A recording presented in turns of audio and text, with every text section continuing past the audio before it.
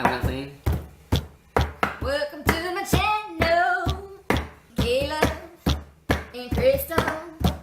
Friends since we shot them pistols. And Avian, and Aviano. Best friend tag. Best friend tag. Best friend tag. Best friend tag. Every night.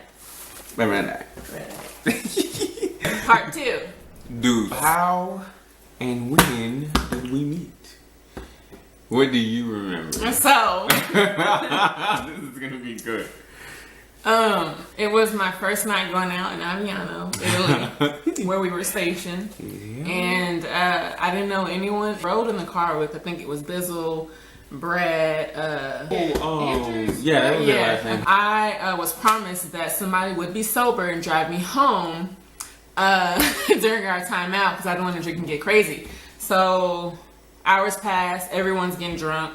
I'm looking for all my drivers and like no one is sober. So I'm getting an attitude. I'm a little hungry, so that's like an instant attitude. Like for real. I'm sitting down. I'm sitting down and go home and like people are trying to talk to me and introduce themselves and I'm kind of snippety and stuff. I specifically recall someone sitting next to me and talking to me, then Brad came up and he was all drunk and stuff and he's like, You ain't gotta be so bitchy. he like straight was like, ugh, I don't like her. That sounds like Brad. Yeah. I can see his with face the cigarette and in his everything, mouth. yes. And then I know that night too, he was like, ugh. Like Y'all I was talking. done. But I do recall like I was at work and stuff and we like officially met. Eventually you were like, you know, when I first met you, and I was like, I know. I get that all the time. Yep. So, Yeah. yeah. Basically, that's the night that I first met you. I was DDing that night, and I remember you sitting down, and you looked like you were just done. Like you was so mad and ready to go, and I was kind of ready to go too, and I was taking somebody else home too. And I was like, you know, I'll take you home too, or whatever. I was like, I'll take you back if you don't have a ride. But you was like, ready to go. And you was letting me know that. I was like, I don't know who you think you are. My thing that night was, you tell me you gonna give me a ride, let's go. Like, right now. I was so through, guys. And I was like, I meant when I'm ready to go. And then we were okay, you know, after, but our first real conversation was on our way to, it was either deployment or TDY. TDY. Yeah, because we talked the whole time We were on the plane. The entire time, because we were in the exit row, the emergency row. And we talked the entire way there. And I remember Sales was like, I didn't know you knew Crystal like that. And I was like, I didn't. But we was laughing and just talking and being loud. And everybody was like, everybody around us. They were like, hey. But yeah.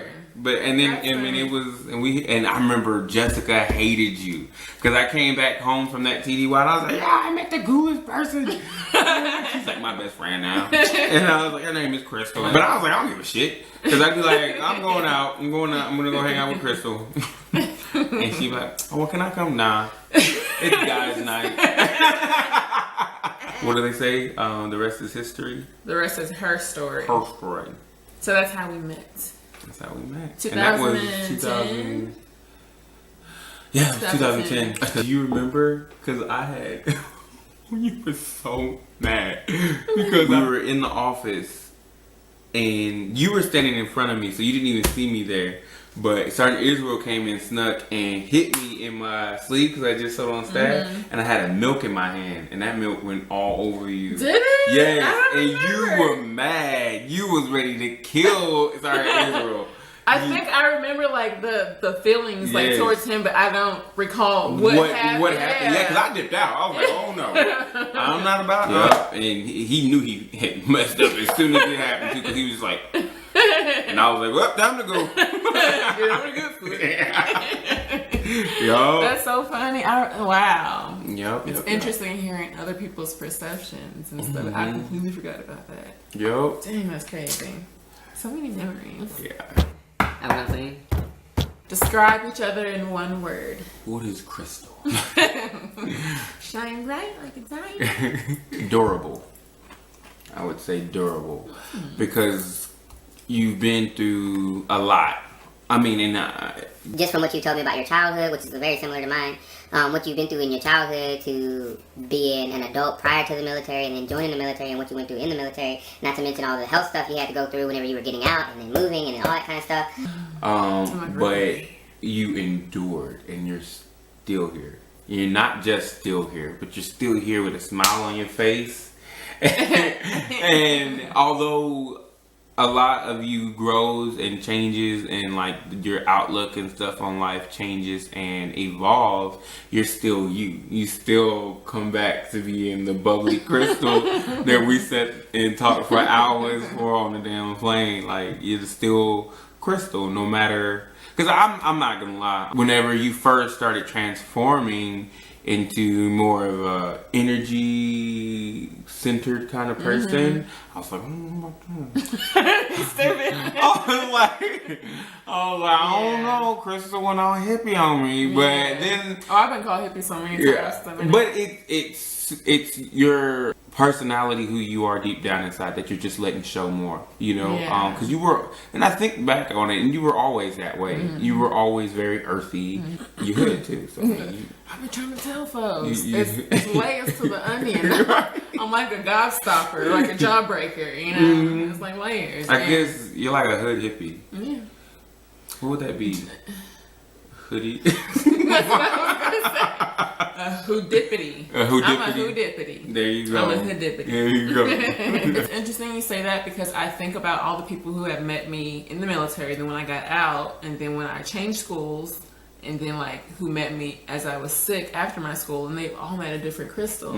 So it's hard trying to explain myself to someone who I truly am because they just see the wrapping on the outside, you know. And but like you, known me from kind of that foundation, that base, you know, and I've built up and shed some things too. But I'm in my essence, my core, I'm still a certain type of me. Yeah. So durable. I like that. Yeah. Outside the box. You know, it's not over here, it's over there. The box. Me. Yeah. The word just came to me. I want to say authentic, not to put this on me, but my backstory, since moving around so much and being the new person all the time, I'm like a chameleon. And I never really realized or came into that until I was an adult and like sat and thought about things. I'm like, am I being fake? Am I doing this? No, I'm adapting.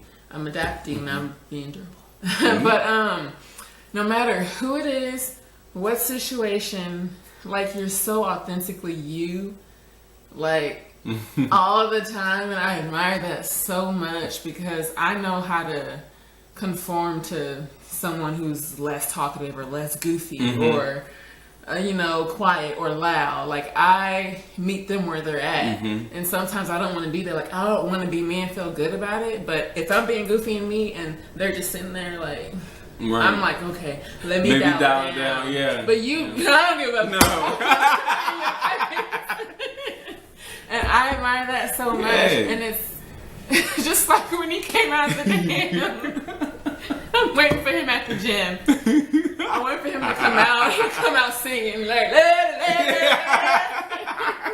and people were working out, looking at him like, and I'm just like laughing like, Caleb, that's Caleb. Yo. That my Caleb. There's a time to conform, but there's conforming so much to where you're a part of society, but not being society. Yeah. Or whatever. That's not what I want to do. Yeah. I want to be different. I'm the kind of person that goes against the grain. You join me up here. Exactly. That's where I'm going to be. You know what I'm saying? Yeah. So. And I admire that and it inspires me so much because I'm still trying to be that way, you know, embracing myself fully, completely, and you know that sets the standard. A choice not to go with everything else. They sometimes people want to label me as bougie or uppity or whatever, but it's you know. But I know you have because I was like, why she's so but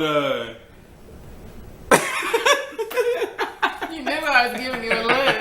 You knew it. I felt it. That's why right through the skull. I'm like, I always tell you, man, that if looks could kill, we would be some America's Most Wanted, yo. Assassinators. But be 613.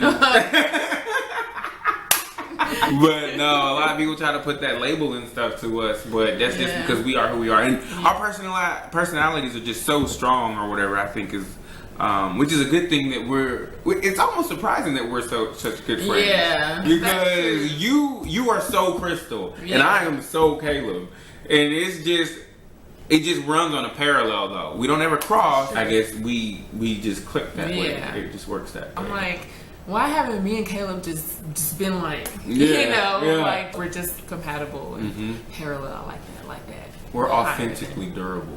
Yeah.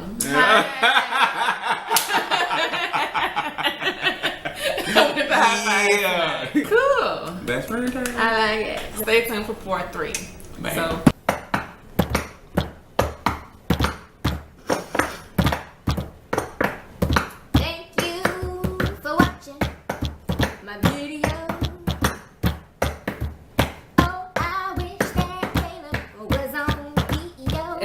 Am I not?